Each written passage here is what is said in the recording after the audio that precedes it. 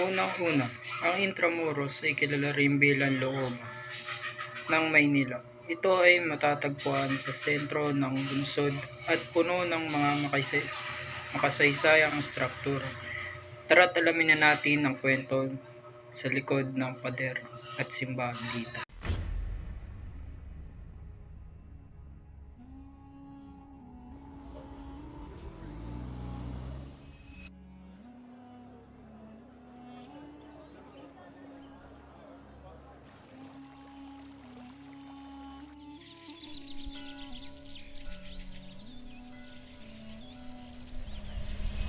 Habang nagtatalo tayo dito, lalo lamang lumalakas ang pwersa ng mga Amerikano.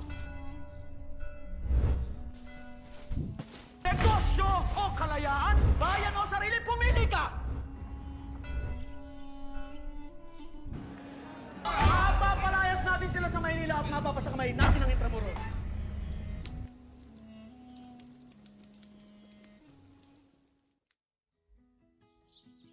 Bawat sulok ng Intramuros ay puno ng kasaysayan noong unang panahon. Ito ay itinayo ng mga Kastila bilang fortaleza upang protektahan ang lungsod ng Maynila mula sa mga banta ng pananakop. Tumayo rin dito ang mga unang simbahan at institusyon sa Pilipinas. Makakatuwang isipin na dito rin upang pumasok ang Kristyanismo sa bansa. Ang Katedral ng Maynila na matatagpuan dito sa loob ng Intramuros ay isa sa mga halimbawa ng arkitekturang nagpapakita ng yaman ng ating kultura at pananampalataya. Tingnan ninyo ito. Ito ang Baluarte de Santiago, isang makasaysayang fortaleza na patuloy na nagpapakita ng sigla ng kasaysayan ng Pilipinas. Sa bawat pader nito, maraming kwento ng tapang at pag-asa ang nakaupi. Hindi lang kasaysayan, pati ang kultura at sining ay nabuhay dito sa Intramuros. May mga palabas, exhibit at iba pang aktibidad na nagpapakita ng mayaman ng ating kultura. Kahit na nasaktan at nasira sa mga digmaan, patuloy pa rin ang Intramuros sa pagbangon at pagpapakita ng tatag. Ito ay patuloy na sumasalamin sa kabayanihan ng mga Pilipino. Ang kwento ng Intramuros ay isang lugar na puno ng kasaysayan, kultura at pag-asa. Sana ay na-enjoy ninyo ang ating munting paglalakbay sa nakaraan.